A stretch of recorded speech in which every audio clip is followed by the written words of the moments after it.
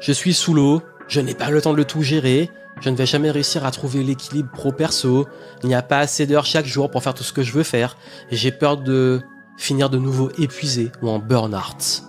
Est-ce que ça vous parle tout ça ? Ne pas avoir le temps pour soi, le temps pour ses projets, ce qui nous tient à cœur, c'est une vraie problématique. Et justement, dans ce podcast, je vais vous aider à arrêter de finir sous l'eau, parce que ça, je l'ai beaucoup entendu pour la rentrée. Je suis sous l'eau, c'est la rentrée, je suis sous l'eau, c'est le gros rush, t'es pas préparé. Et je vous l'ai dit, à la fin de l'été et au début, justement, juste avant la rentrée, l'importance de se préparer et tout pour pas finir sous l'eau. Mais là, j'ai beaucoup de retours. Perte de motivation, être débordé, avoir l'impression que de ne pas réussir à bien finir l'année, etc. Pas de panique. Voici comment justement sortir la tête de l'eau et bien finir l'année 2024. Juste avant, et très important, grosse annonce, je fais un challenge le 1er, le 2 et le 3 octobre 2024, 3 jours de challenge pour vous aider à retrouver votre temps et votre énergie. Vous allez voir comment gagner du temps, de la régularité et mieux gérer votre énergie sans les injonctions et les mythes de la productivité. Pour en savoir plus, vous vous inscrivez, vous avez le lien dans les notes du podcast. Participez. Ce challenge, ça va être le dernier de l'année et j'ai prévu un beau programme pour vous aider justement à retrouver le fameux temps, l'équilibre et l'énergie. En plus, franchement, on va le faire cool. 45 minutes chaque soir pour vous, juste pour vous, pour justement mettre en place ce qu'il faut pour retrouver cet équilibre, vous alléger pour l'automne et la fin de l'année et pouvoir créer une nouvelle dynamique pour les 3 derniers mois et accomplir ce qui est important pour vous. Franchement, dernier challenge, on a eu beaucoup de retours positifs avec des personnes qui ont pu justement avoir des déclics, faire des choses qu'ils avaient mis de côté depuis un petit moment et tout. Et là, vraiment, vu que c'est le dernier, participez, c'est gratuit et ça peut que vous apporter du positif si ces problématiques vous parlent. Et justement, en attendant les lives du challenge, et justement, je vous invite à vous inscrire dans le lien dans les notes du podcast si ce n'est pas encore fait. En attendant ces lives, voici quelques conseils pour retrouver votre énergie et votre équilibre. Parce que si vous vous sentez épuisé avant même de commencer votre journée, parce que vous voyez votre montagne de tâches, ou que la flemme, là, elle est présente, ou que vous avez peur et vous dites « Ok, je vais commencer ma journée, mais moi, j'ai pas envie de finir de nouveau épuisé parce que vous avez tendance à avoir ce cycle motivation-épuisement, motivation-épuisement. » Ben, est-ce qu'il faudrait pas un petit peu aussi jeter vos to-do list à la poubelle ? Parce que oui, moi, si vous me suivez un petit peu, en tout cas, si vous ne me connaissez pas, je vais vous le dire, vous allez me connaître. Moi, je suis contre les to-do list. Les to-do list, cette liste de tâches là, on commence ses journées avec une liste de trucs à cocher. Cool, les cocher, ça motive, ça fait du bien, on a l'impression d'avancer, mais on a l'impression que plus on en coche, plus il y a des nouvelles choses. Et je dis pas que les to-do list sont complètement inadapté ou que pour tout le monde, mais juste qu'il y a des façons beaucoup plus intelligentes et beaucoup plus efficaces de le faire. Et c'est quoi ces façons de faire ? En fait, déjà, demandez-vous comment être productif et bien commencer une journée si vous démarrez avec une jauge d'énergie à 0, une jauge de volonté qui est à 0. Et cette jauge, si vous voulez bien le faire, il faut commencer à arrêter ce qui l'épuise dès le matin. Parce que si vous commencez, vous êtes déjà sur les rotules et épuisé, démotivé, c'est qu'il y a des choses qui drainent votre énergie. Mais c'est quoi ces choses-là ? Je l'ai dit, les to-do list à rallonge avec des deadlines qui mettent la pression. C'est les listes de tâches interminables qui sont démoralisantes, qui ne motivent pas, qu'on doit faire dans l'urgence, il faut se jeter dedans. Et puis du coup, on a l'impression d'être toujours en retard et jamais assez productif. Et plus on le fait, plus on en rajoute. C'est vraiment le mythe de Sisyphe. Vous savez, Sisyphe, là, qui monte la roche sur la montagne, à chaque fois, ça redescend et doit la remonter. C'est jamais fini. Il y a aussi les tâches qui sont éloignées de votre épanouissement. Ces fameuses to-do list, oui, mais sur des choses répétitives et ennuyeuses. Et du coup, ça vous motive pas, c'est pas votre zone de génie, il faut le faire, mais au bout d'un moment, vous vous lassez. Et c'est une lutte pour trouver la motivation nécessaire. Il y a aussi tout ce qui est anticipation négative. Vous savez, c'est se stresser à l'avance parce qu'on va faire des choses qu'on va pas aimer. Ça crée de la procrastination. Et du coup, en fait, on a une sorte de charge mentale écrasante dès le début de la journée et on anticipe qu'on va passer une sale journée et ça pompe déjà l'énergie. Donc tout ça, en fait, ça contribue à déjà vous mettre à terre dès le début de la journée. Et je vous le dis de façon honnête, ça que les conseils qu'il faut tous les matins, voir sa liste d'objectifs et tout, c'est bien, mais quand il y a trop, c'est pas bon. Donc qu'est-ce qu'on fait ?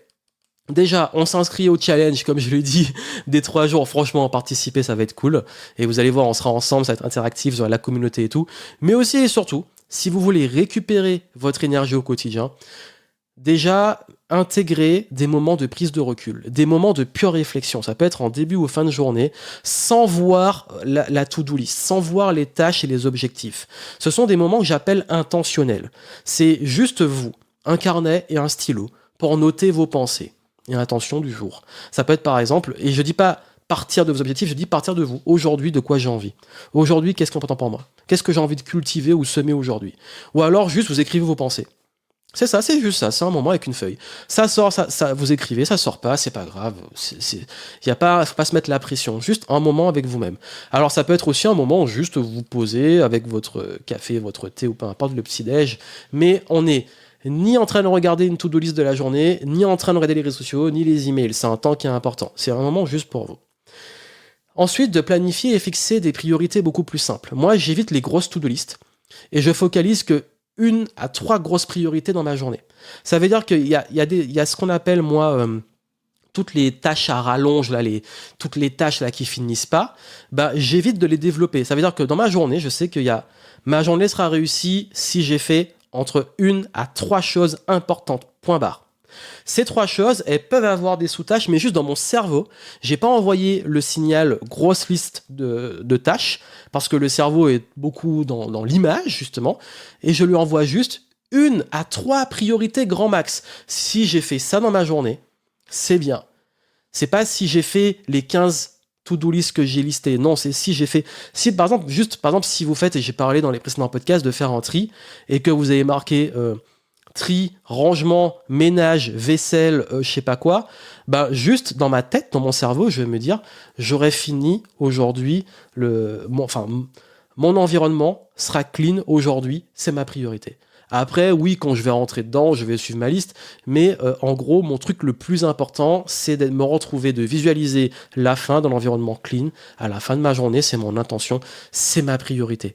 Si à la fin de la journée, je suis dans un environnement beaucoup plus léger, beaucoup plus clean, qui me fait du bien, où je me sens bien, j'ai réussi. C'est pas si j'ai fait ça. Vous avez vu, c'est finalement la même chose, mais c'est comment on l'amène dans notre tête. La subtilité est ultra importante. Bien entendu, si vous voulez retrouver de l'énergie, il y a un moment, si vous faites trop des choses qui vous saoulent de façon répétitive, à un moment, il faut automatiser et déléguer.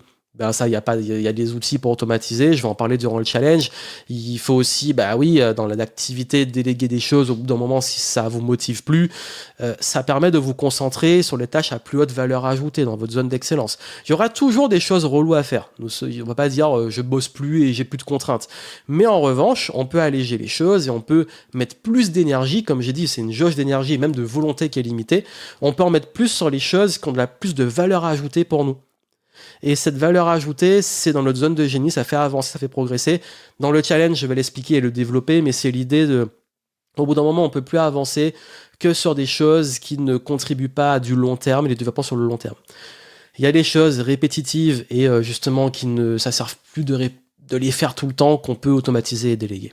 De même qu'il faut aussi passer à ce que j'appelle moi des systèmes. Ça veut dire que moi, j'ai pas des to-do list, j'ai des systèmes et des process. Ça veut dire des choses qui sont récurrentes, qu'on peut optimiser justement automatiser et déléguer, mais aussi ça me permet moi d'être plus dans une routine, une habitude que juste checker à chaque fois des tâches. Et justement le fait de penser en système, c'est que je sais ce que j'ai à faire de façon régulière et je sais qu'à force, vu que ça va être répétitif, le plus vite possible je vais optimiser, déléguer, automatiser et garder ce qui me nourrit vraiment. Et puis là, bien entendu, récupérer, parce que très souvent on veut caser du temps dans le temps et puis on remplit l'agenda, mais on oublie d'avoir du temps pour soi, des temps de régénération. Donc c'est important de savoir récupérer d'une journée, d'une semaine, d'un mois, d'un trimestre.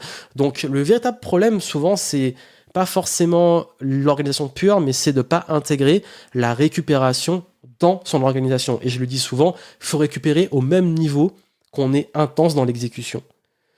Donc ça, la récupération, même dans le sport, c'est ultra important et c'est aussi important que la performance. Ça fait partie de la performance.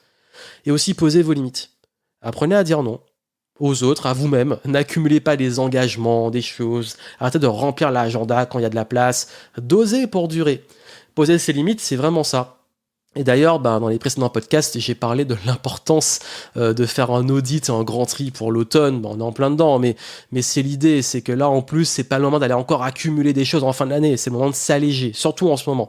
Donc vraiment, je vous invite à être plus conscient de ça, de ce qui vous pompe l'énergie, ce qui vous ralentit, et de la façon de l'amener, la façon de le faire, même les mêmes choses, mais faire différemment, peut beaucoup plus vous motiver et surtout vous aider à retrouver cet élan. Et justement, durant le challenge, vous allez voir qu'on va réduire la pression, réduire aussi la culpabilité de ne pas en faire assez à chaque fois et changer d'approche pour l'adapter à vous et pouvoir mieux gérer votre temps sans sacrifier votre santé et vos ambitions.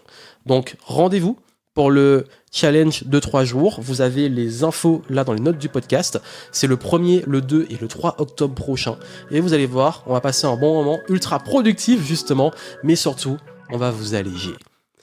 Je compte votre présence. Les infos pour vous inscrire sont dans les notes du podcast en descriptif. C'est entièrement gratuit et on se retrouve durant les lives. Et moi, j'ai hâte de vous aider à pouvoir justement retrouver ce temps, cette énergie si précieuse.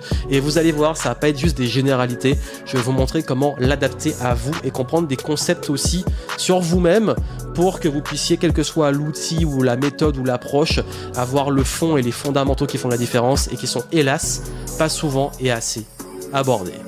D'ici là, prenez soin de vous.